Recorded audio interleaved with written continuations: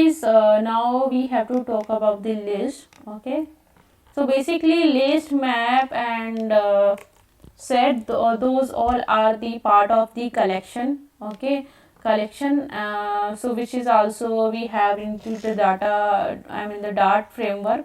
Okay, so we can use these easily, and how we can use into the Dart, that I need to tell you. So to declare any list, we can use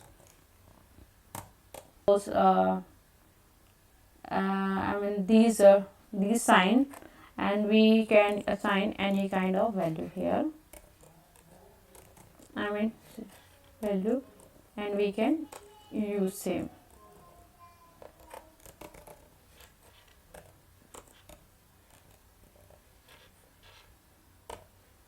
So see, this list can hold the any kind of value, because this is a var type. So list can be any kind of type. If you want to make it as a string, so we have to use the same type of value here,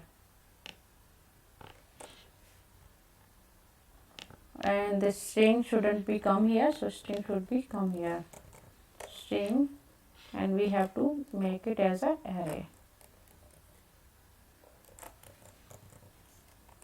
and this would be list.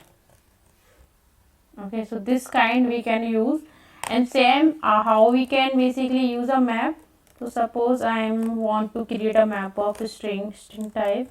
So as like in Java, we can create a variable kind of this. Okay, so I'm just making as a map, but here we have to make create a map of different type. Okay, different way basically we have to create. And guys, as I told you, this could be a JSON type only. So yes, we have to make it in that way.